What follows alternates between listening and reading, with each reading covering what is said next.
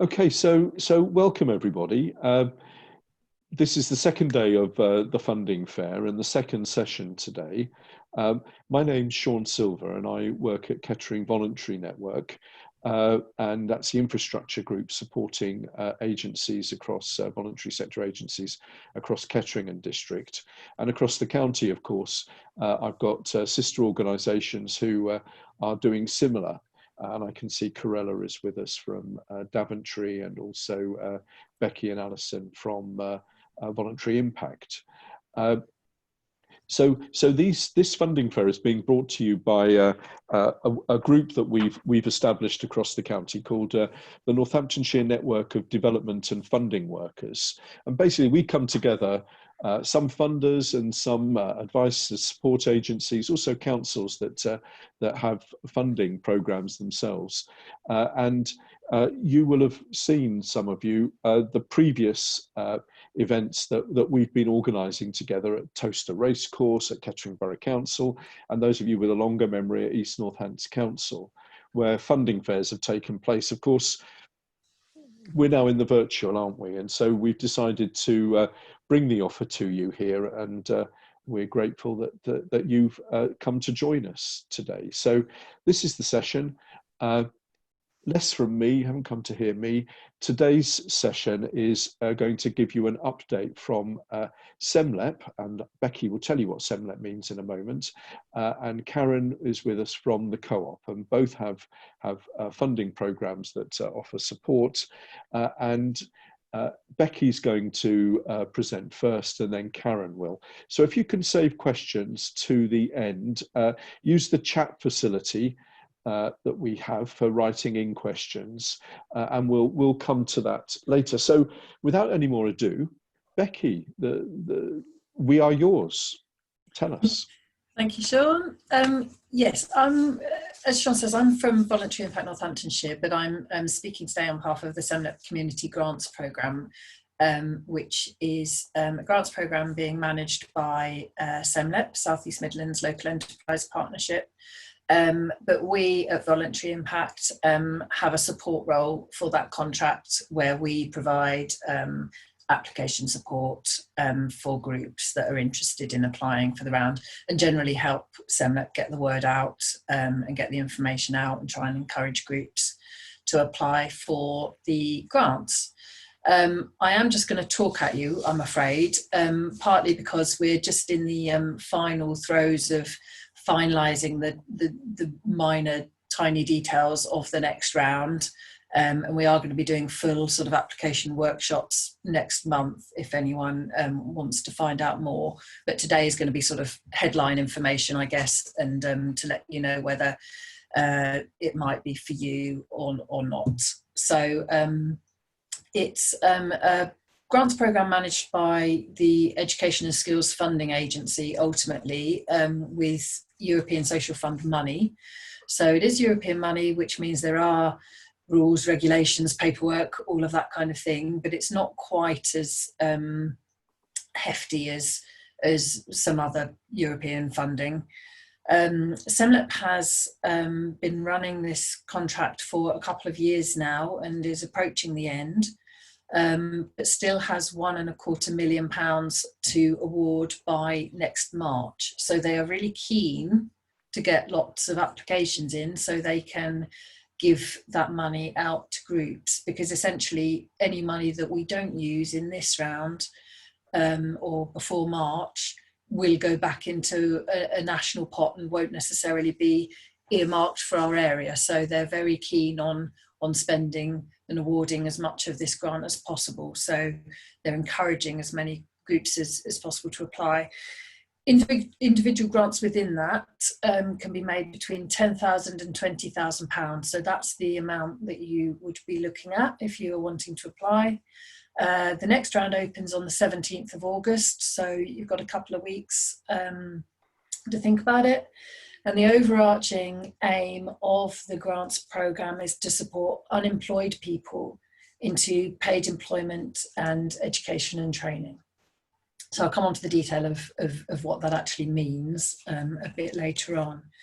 Excuse me. So in order to be eligible for community grants, you need to support people in the Semlep region. However, this is complicated by the fact that the region has changed over the years, and when the funding was allocated, the Semlep region unfortunately did not include Wellingborough and East Northants. So this community grants programme, I'm really sorry, is not available for organisations based in Wellingborough or East Northants, not if they're the only areas that you're working in. If you're working in other areas of the county, you're absolutely fine.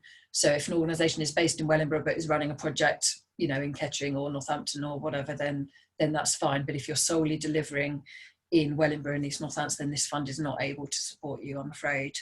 Hopefully that doesn't mean you'll all disappear on me now.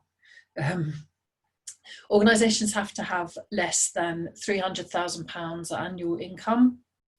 So it's aimed at relatively small to medium organisations. You have to have fewer than 50 full-time equivalent paid employees, which I'm assuming most organisations with that kind of level of income would have.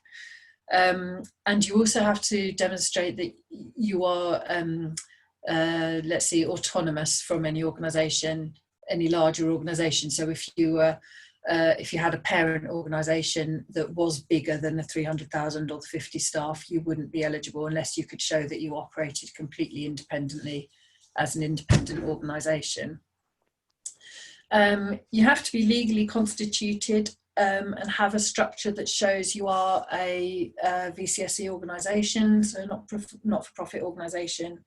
And you have to have some kind of document of rules showing how your organisation is managed and what it does. So constitution, mem and arts, whatever it might be. You have to have a UK bank account, you have to have all the usual insurances, those kind of things. So it is, although it's aimed at relatively small organisations, you do have to be an established organisation. You do also, at application stage, have to provide financial documentation, preferably for the last 3 financial years, which can be a stumbling block, obviously, to newer organisations. However, I will say that in previous rounds, we've worked with new organisations in order for them to find something that would be acceptable to the panel. So it's not completely shutting out new organisations, but we'd need to work with you to see what evidence you could provide of your financial situation and that kind of thing if you've not been operating for 2 or 3 years. So don't discount yourself, but we just need to have a conversation about that. Types of projects could include things that provide training, advice or counselling to support with a job search, anything that improves self-esteem, confidence, employability skills, transferable life skills. So it's pretty broad, the kind of things that you could be doing with people. Could help with financial numeracy literacy, could help with digital skills, all sorts of things. A lot of the time, obviously, it is that confidence and self-esteem and supporting people through the sort of road towards employability. And they are keen, particularly to receive applications from organisations that can create sort of bespoke or innovative ways to engage with people from hard to reach communities. So there is quite a lot of scope, although the end aim is quite determined for you, there's quite a lot of scope for you as a project and an organisation on how you actually do that. And again, sort of our role is to have those initial conversations with people if you're shaping up projects or if you're looking to try and refund something that you've done before, then we can have that conversation with you as to whether it's going to fit the bill, it's going to be the right kind of thing, and how we could sort of tailor it to make it work for you and for the grants programme. So there is quite a lot of flexibility. Having said that, there are set determined deliverables that you would need to achieve, which again I'll come on to in a minute. So target groups, as I said, it's mainly community grants are supporting individuals who are currently unemployed or economically inactive. So not currently actively looking for work, but looking to get to that stage, if you see what I mean, to take up training or to get back into work. So it can be very, very general, but applications are particularly encouraged to support certain target groups, which are the same for pretty much all European funded grants at the moment, I think. So people with disabilities, health conditions, households on a single income with dependent children. We've got individuals who are homeless or in temporary accommodation, people aged 50 or over, people from BAME groups, ex-offenders, but only if they are not receiving probation support, and also women returning to work, so from maternity leave or from a long period as a carer or parent, or women whose circumstances have changed, that kind of thing. So if you are specifically going to work with one or more of those target groups, then obviously that would be a big tick, but they're not exclusive. It can be a general project to whoever walks through your door needing support, as long as you can show why that support is needed, then you're okay. So I mentioned deliverables. They do have set targets that all projects have to commit to. So you have to complete a learner assessment and plan for everyone that you're signing up. And I think they do have templates available for that kind of thing. So that, as I said before, it is European funding, so there is paperwork that you do have to show pretty much at every stage, but they have provided quite a lot of information, and they do have workshops for successful applicants in order to go through all the paperwork and let you know exactly what's needed. So, you know, you're not left to just sort of make it up as you go along. You are given that support to complete and to submit all the paperwork that you need to claim the money. And then, as I said, the two main outcomes that they need to see are progression into paid employment and progression into education or training. 17% of the people that you take on onto your project need to progress into paid employment, and 14% need to progress into education. Obviously, those are the minimums. If you can get 50% into each, then that's fantastic. But being realistic, it has to be a minimum of 17% and 14%. So I know that seems pretty pretty easy in some ways, but when you think of the kinds of people you're working with and the fact that the projects, because it's not a huge amount of money, they're only really expecting you to work with 20 or 30 people, if that, then it's a reasonable proportion of people, and you do have to be pretty confident at the outset that your project is likely to achieve those kind of results, and you have to be able to demonstrate actually on your application form why you think you're likely to get those results. So whether that's past experience, or whether it's knowing that it works somewhere else, or whether you've worked with this client group for years and you know what works for them, whatever it might be. I need to make very clear that progression into volunteering is not an output under this community grants project. I know it has been on some community grants programs in the past, but this one, I think, because it's coming down from the Education and Skills Agency, volunteering is not an output. If you get people into volunteering as part of their progression, then that's great and brilliant, and it's certainly seen as you know, a soft outcome and something that is really useful for people on the path, but it's not an output in itself, and it can't be a substitute for the outcomes of the paid employment and the educational training. So that's something that does affect quite a lot of groups, because the way that we work, a lot of the time we obviously see that volunteering as valuable as the other two things in our world. Unfortunately, for this particular grants program, it's not seen as an output in the end. So you do have to get people into employment, you do have to get people into education, and you do have to be able to evidence that you've done it. So you need to be able to, for example, have an email or a letter from people's employers showing that they've been offered a job, showing a contract of employment, anything like that.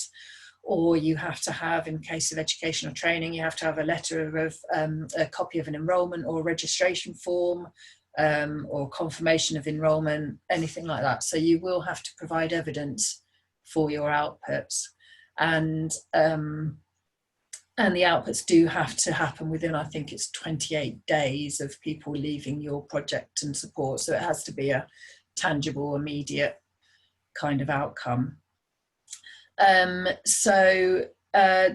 They do ask you to, if you're looking at putting in an application, you need to think about making sure that you can do that evidence, that you can demonstrate how you're going to help people access and progress those things, and generally sort of how your project's going to work, all the usual kind of things that they're going to ask for. There is also an additional requirement for this round, which is obviously to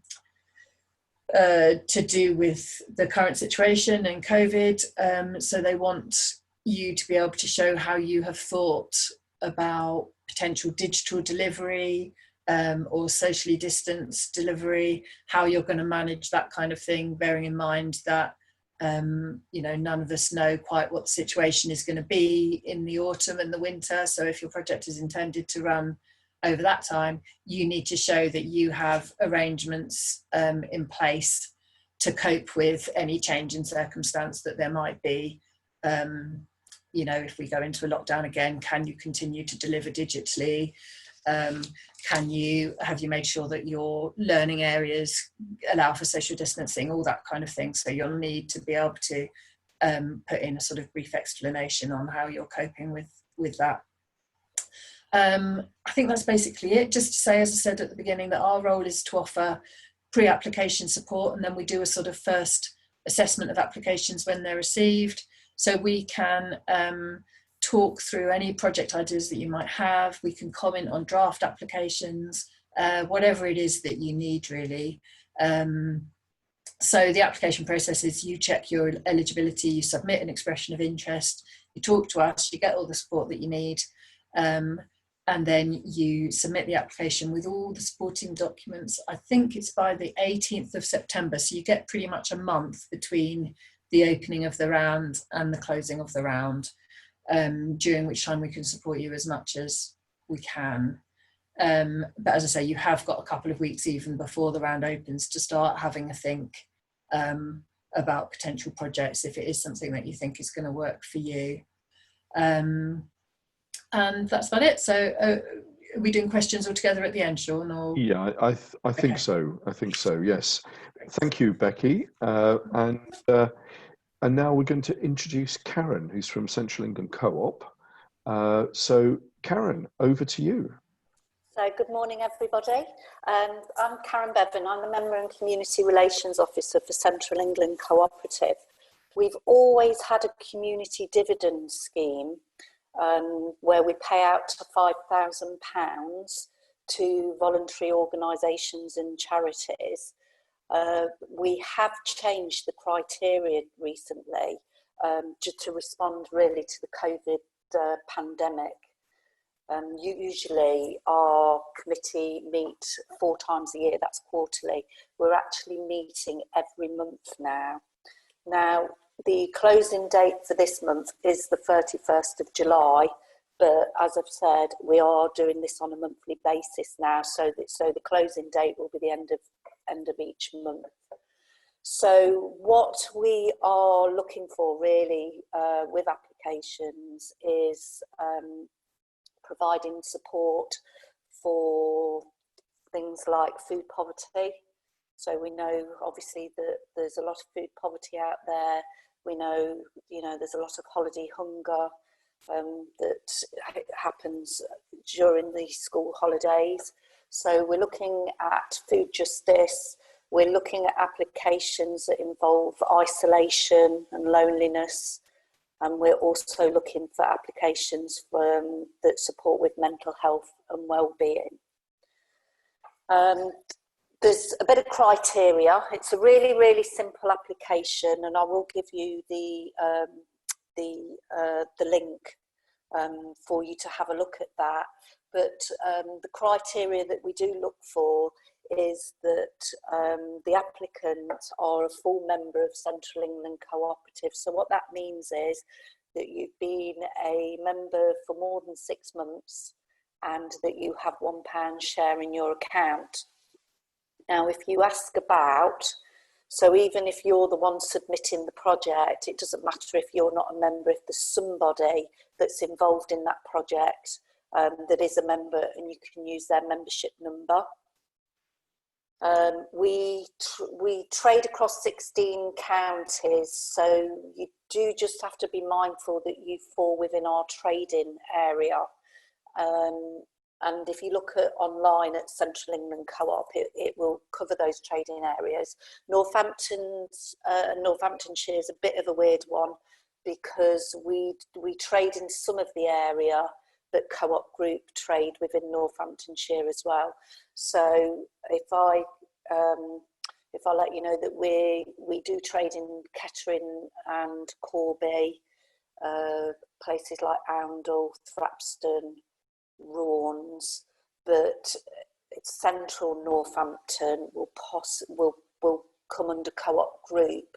So if you don't trade in our area, do have a look at Co-op Group as well, because they do have similar schemes to what we have going. But as I say, if you go onto the Central England website, you can have a look if you are in our region.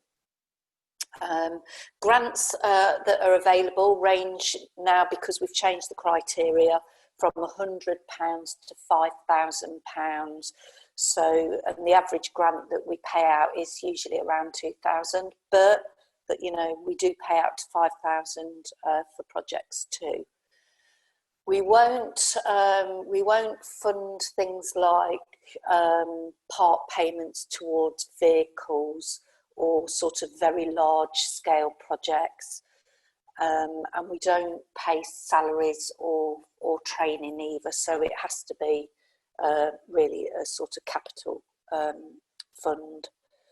But we support local good causes, we will support community groups, we support charities, social enterprises and community interest companies too. So as I say, the actual application is really easy online. You'll just probably need to provide about 2 quotes for whatever it is that you're looking to fund. We do ask for a reference, so if you are eligible in our area, what I would suggest is that you perhaps go and link with your local co-op store manager, tell him about your project and ask him if he will provide a reference, because that all helps support with, you know, there's a real community link out there, and you know, for local stores to be aware of what's going on in the community is really beneficial. We do expect the application to support our values and principles of being a cooperative business, and again, you can find these online at Central England Co-op, but some of those values and principles are around self-help, self-responsibility, caring for others and concern for the community. So a lot of charities and local organisations fit really nicely into those values and principles anyway, but you will perhaps just be asked just to evidence some of that. I'm more than happy to support you with that. I'm more than happy if you want to send your application over to me to just have a read through. I'm more than happy to do that as well. And that's it really from me. It's a very, very simple application. So I'll just give you the link to go to, but if you don't get it down correctly, as I say, just go on to Central England Co-op and you can put in the search engine community dividend and it'll come up. But the link is obviously www.centralengland, all one word, .coop, which is COOP. Oh, that's a good idea, actually, if we put it up in the chat. Yeah, sorry. So www.centralengland.coop/community covid/, and then that will take you straight to the link. Did you put that up in the chat? I can do that. www.centralengland.keep.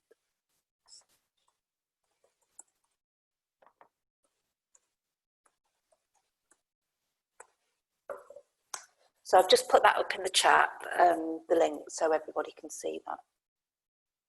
And that's it from me.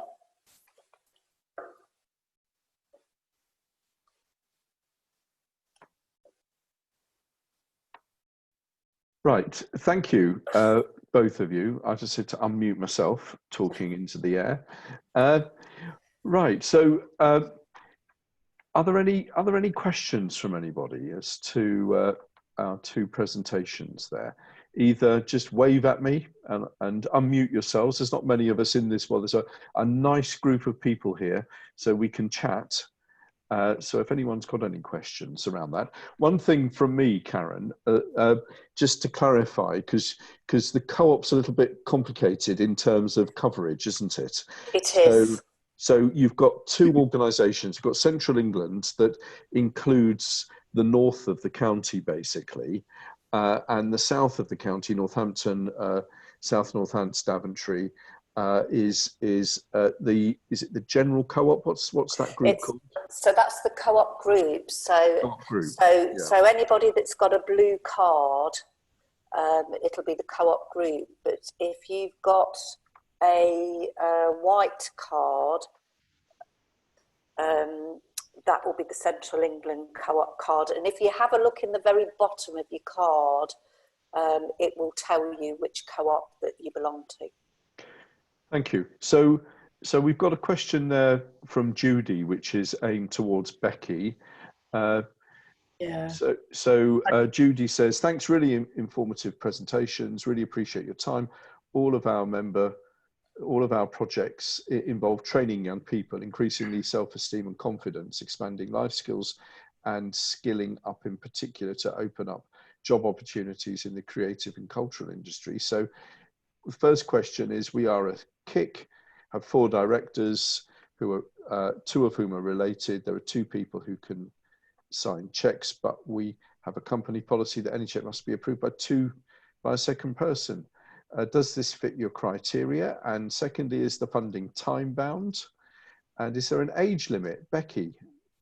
Number one, yes. As far as I'm aware, that should be fine.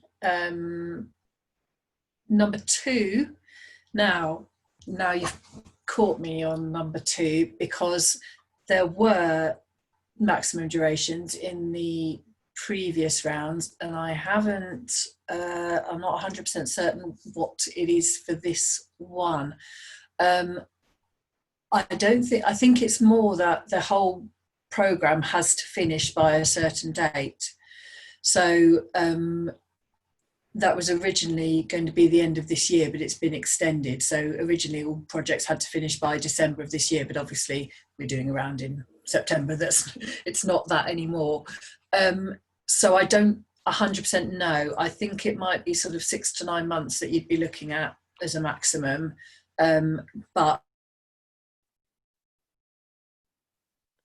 oh, Becky, we've just missed your sound there.